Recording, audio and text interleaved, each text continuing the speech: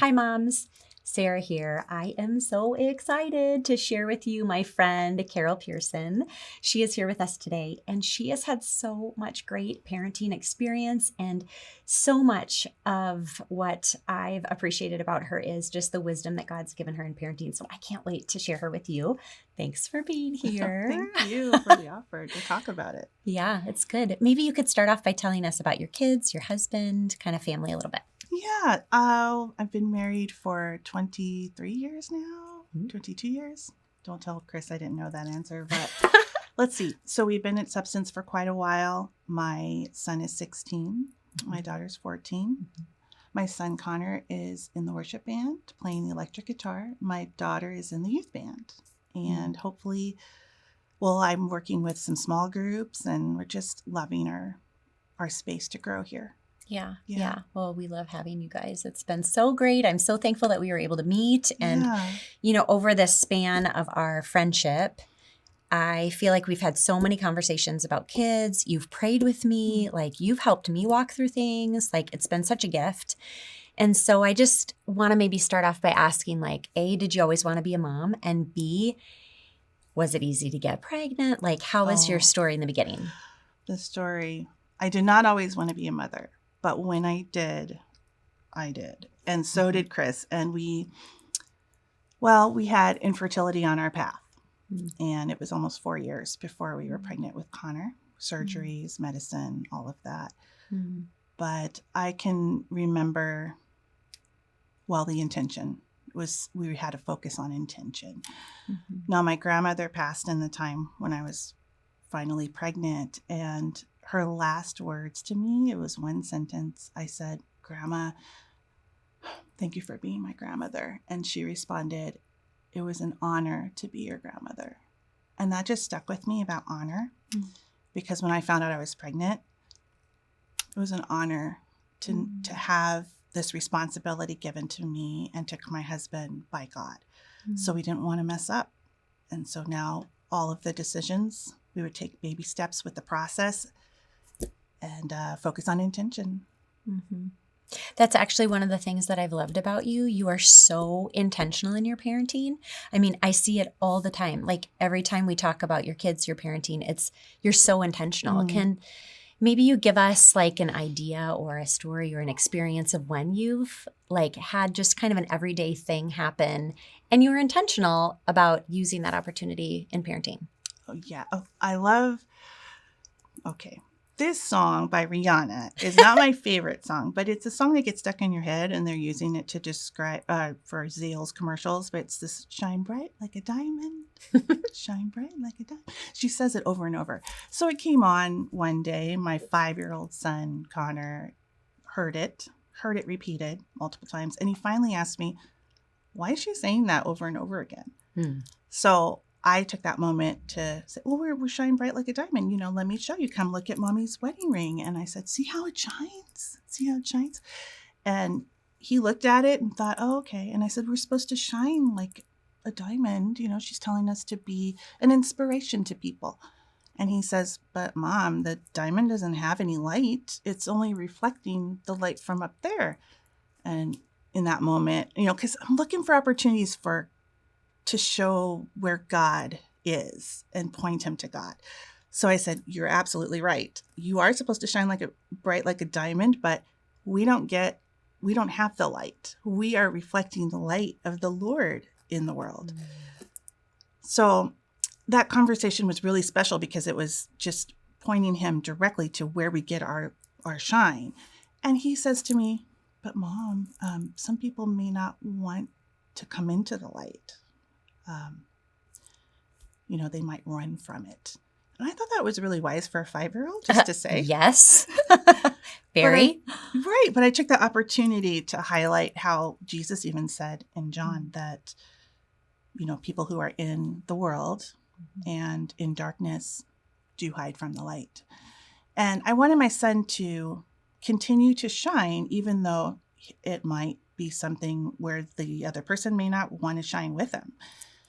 And I said, so you continue to show your light and shine your light. And it might be the only light that person ever sees. My mom used to tell me that. and you just keep doing what you're supposed to do. And he said, okay. So the reason why I bring up that story is because he was 5, and then he grew up to 16 now, and recently he's had some trouble with friends where the friends are depressed and the friends are going through trauma or pain or sorrow even. And they turned to Connor. This particular person turned to Connor, and that person wanted him to feel that negative energy he was feeling. And have you ever felt this way? Have you ever felt these feelings and this thought process of negativity? And Connor says, no, I haven't, but I'm going to continue to show you, turn you back to Christ, to turn you back to the love of the Lord, the light of the Lord. And, we're going to focus on the good when we're together. And I heard him say, we're going to shine shine bright like a diamond. And I thought, oh man, that seed that was planted when he was 5 is now something bigger now that he's 16. And it just made me smile to think that this had grown into something special that he was using so that he didn't get pulled into that negative energy. And I know we talking about teenage stuff. So I wanted to highlight. Is this a good time for me to do that? Do it. Okay. Yes, I love it. Please. I'm just talking, but I want to say that our teenagers are facing a lot in this world today. And that's just putting it very mildly. Our kids have identity issues. They're told they're not good enough. They're told they're not special. We're dealing with some suicidality that it never was a part of this age group when I was younger. So what do you teach your child to say back to their loving friend, the friend they care about? They also want to pull you in. Kids want to pull it. We're doing this, so you should do this too. And when you have planted seeds that are rooted in Christ, they manifest. They grow into, a plant or into the fruits of the Spirit. Yeah. And it keeps them from getting pulled into that negative energy. Yeah. And that's the main thing. We want to shine bright. We want to point them to Christ, and we don't want to get pulled in. Yeah. Yeah. I love that visual of like planting seeds. Yeah. Like you planted these seeds in your son, and then all these years later, like you saw the seed, you saw some of the harvest. It makes me think of that scripture. I wrote it down. 1 Corinthians 3:6-7. Yes. I planted the seed, Apollos watered it, but God has been making it grow. So neither the one who plants nor the one who waters is anything, but only God who makes things grow. And I just feel like what I've seen in your parenting and in your life is that you intentionally plant these seeds. You're so intentional with your kids. But at the end of the day, God's growing. God's doing it. God's doing the work. But we still have a responsibility to plant those seeds. And I just think that's so important. Yeah. I love it. So now Connor's this teenager. He's really amazing. Like he's on worship. We do a small group together, and we have the teens a part of it. And he comes up with some of the most wonderful things that he shares.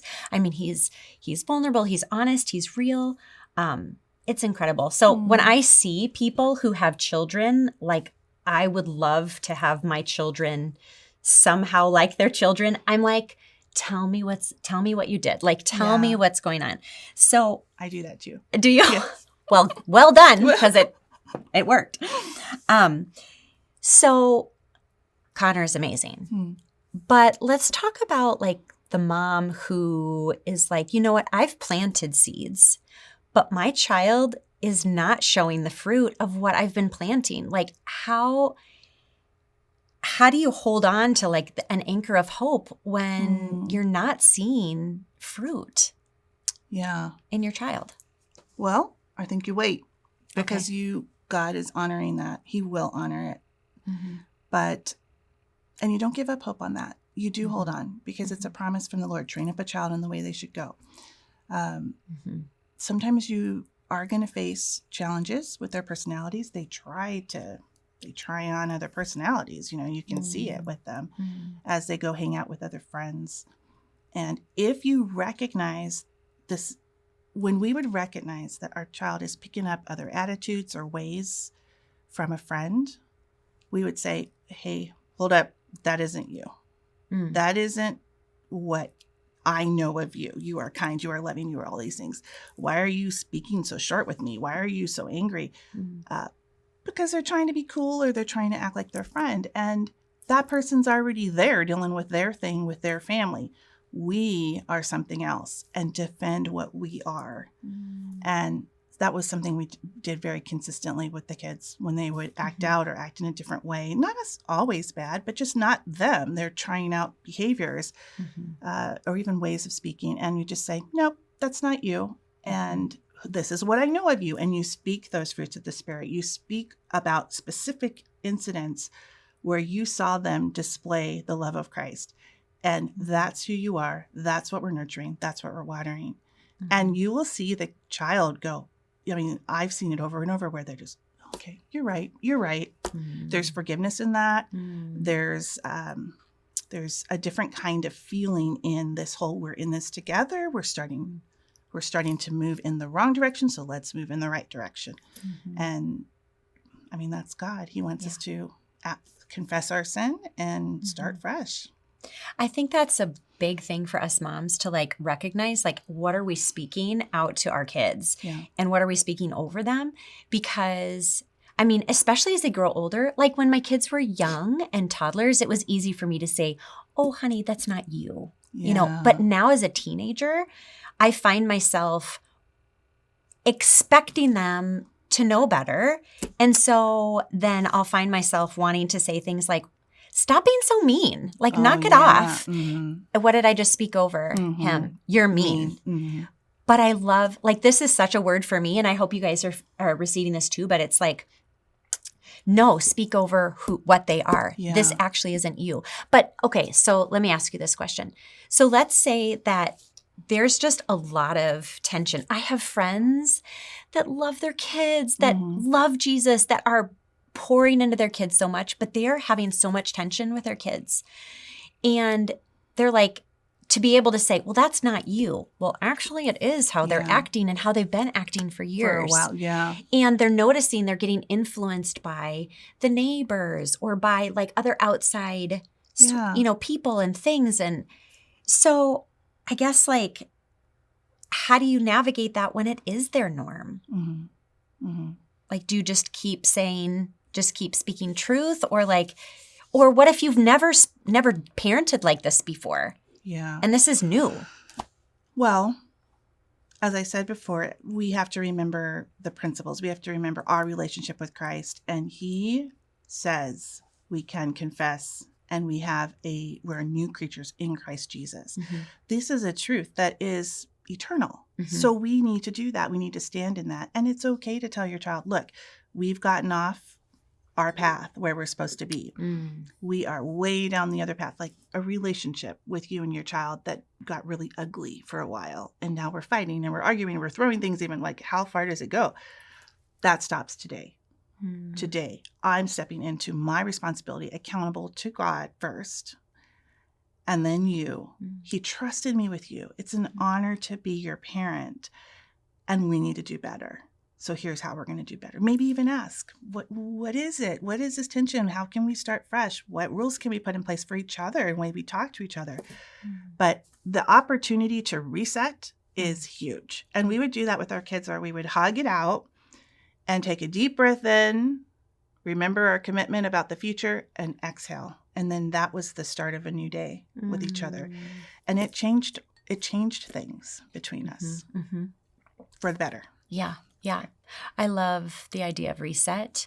I think it's funny how things do come back around, because I think about even my own parenting when our kids were younger, and we wouldn't hug it out and take a deep breath. We would say, let's draw a line in the sand.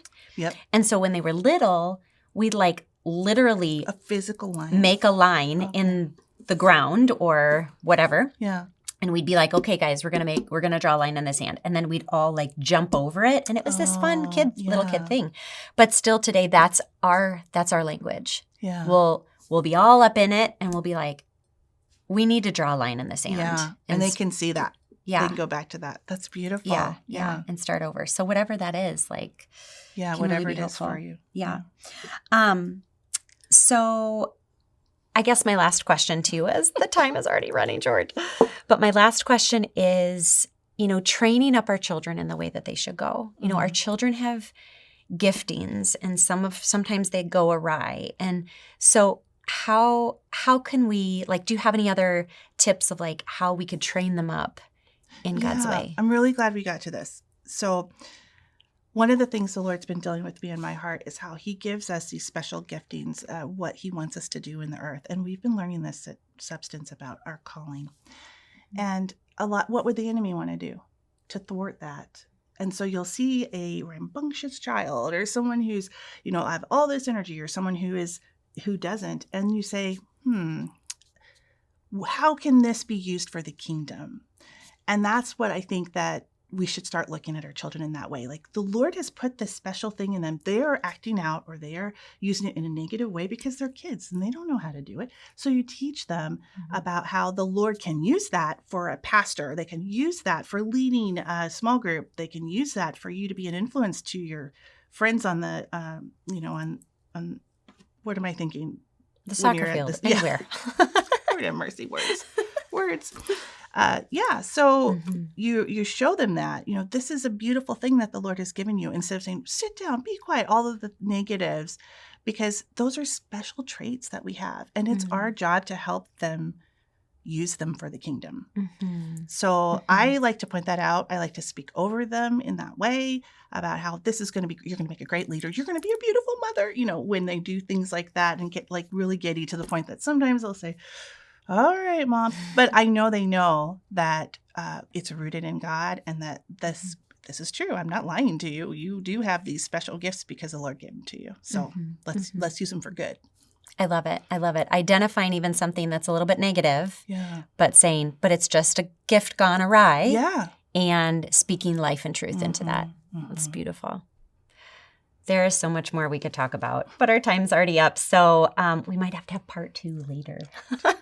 Either way, thank you, Carole, for being here and sharing your heart.